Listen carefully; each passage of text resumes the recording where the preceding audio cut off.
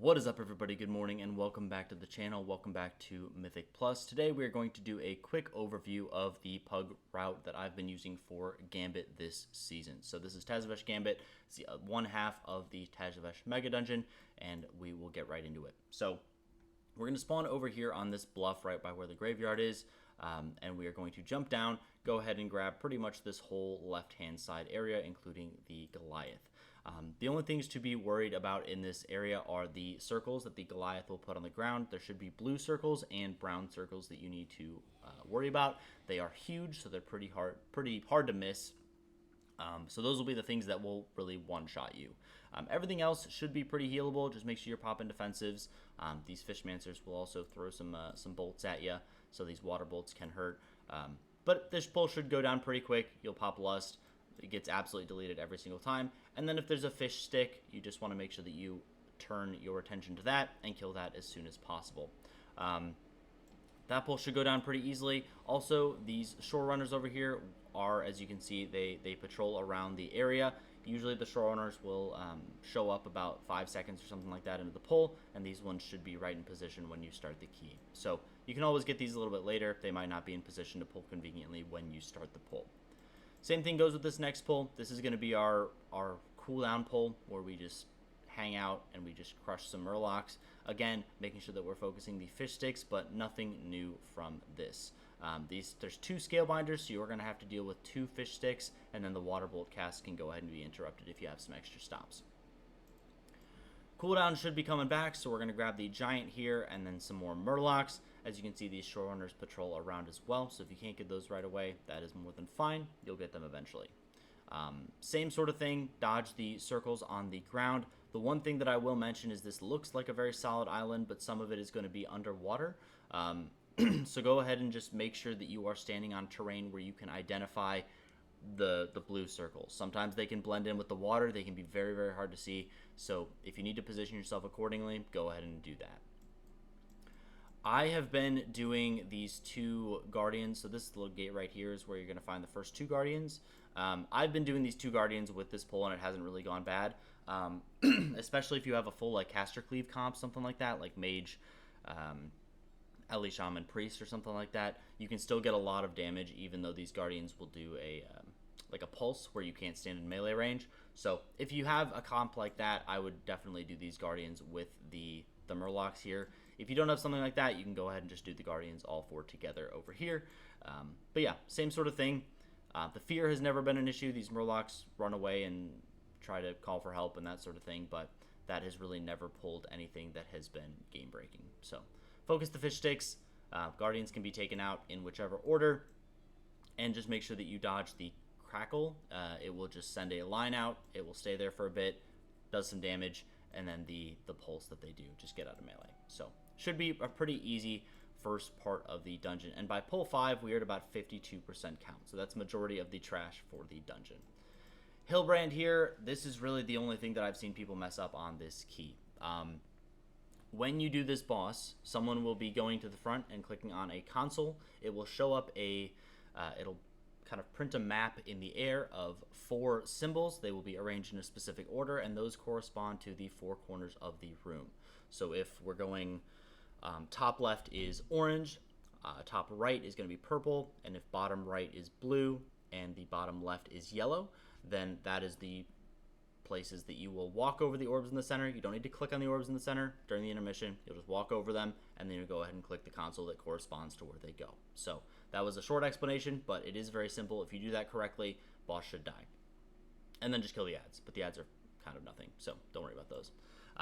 Once the boss dies, we will go ahead and take the portal here. Oh, one more note. If you are going ahead and killing these Guardians, you can save a little bit of time by just stepping foot into this room. There is going to be RP both in this hallway and over here. So if you want to go ahead and trigger the RP as you're doing this pull, that's a very good idea. It can take a while, so you don't kill all these Guardians, then trigger the RP, then have to wait for the boss to spawn. It's nice to have the boss already spawned and ready to go by the time you get in that room. So just go ahead and you can tank in this room, and then once you see the little NPC get to about here, dip your toe into the room, trigger the RP, and you should be all good. This pull over here, we're going to take the portal, we're going to show up right around here on the map, and we're going to go into this deckhand pull. Soothes are fantastic on this pull. these deckhands will actually use Super Saiyan, which increases their Super Saiyan. I'm going to call it Super Saiyan. They will increase their damage dealt by 100%. So this will absolutely truck your tank. If you have any soothes or any kind of stops or anything like that during that time frame, be sure to use those. And then the Tide Sages will just be bursting people with their little water bolts and tidal bursts and stuff. So go ahead and use kicks on those, and then stops on the deckhands to just help your tank out. Your tank can also kite these. There's a really, really long path over here, so if you feel like you're getting absolutely trucked as a tank, you can just go ahead and run away. No shame in it. Just make sure the Tide Sages are dead or something like that first, just because, you know, they will still keep casting if your team is pulled away. This part down here is going to be pretty easy, but my rule is just always have the Tide Sages dead before you pull the next pack. So I usually like to start with this pack over here, start with the bottom 4, and then once the 2 Tide Sages are dead, I'll go into this one, wait for the Tide Sage to die, and then go into the 2 more side Tide Sages. You can do this in any order, but you will need to step forward here, trigger the RP, because these 2 mobs will not be active.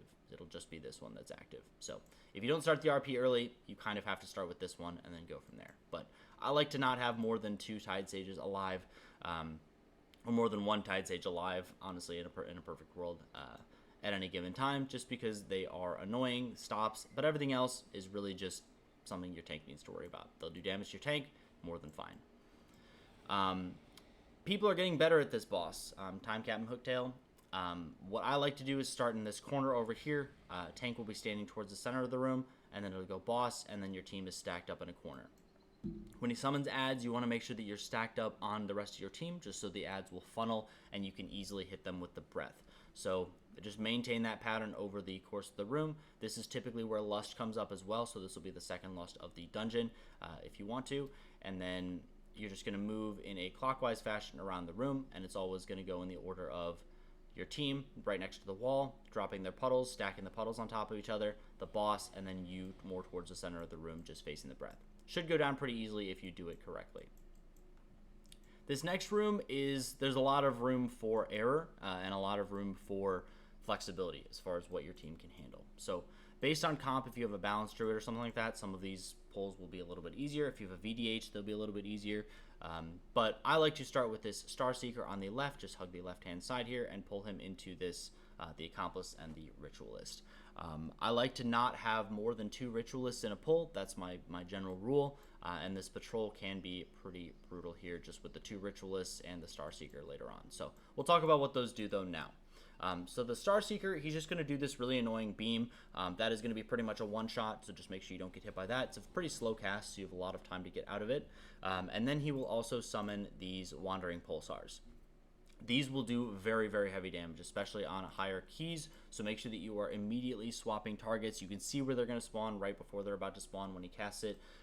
So go ahead and switch over. Make sure that your team is not getting absolutely demolished by those.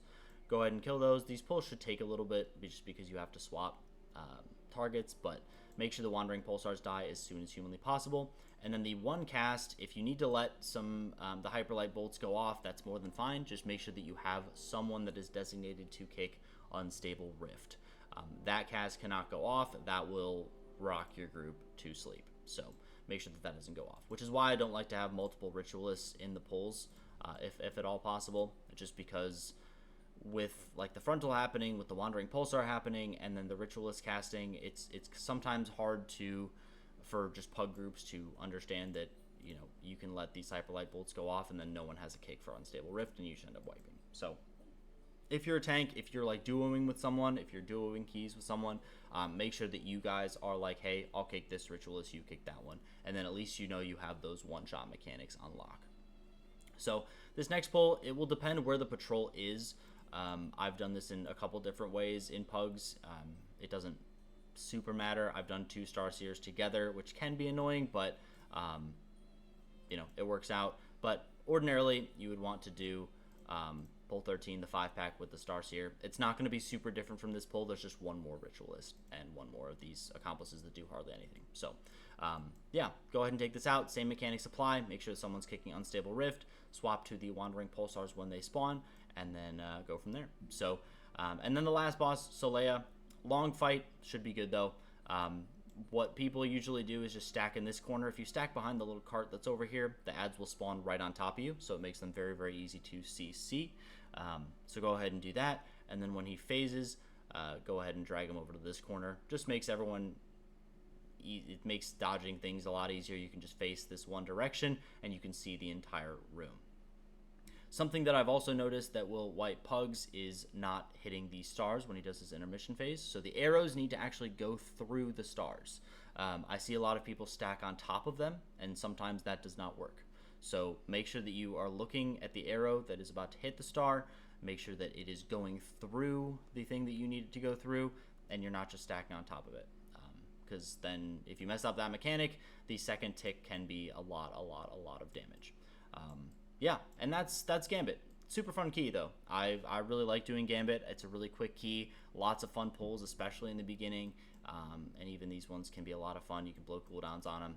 A lot of things that require cooldowns, and it's great. It's good fun. So let me know if this helped you out. Leave a like on the video if you liked it. Subscribe if you want to see more, and I'll catch you in the next one. Bye bye.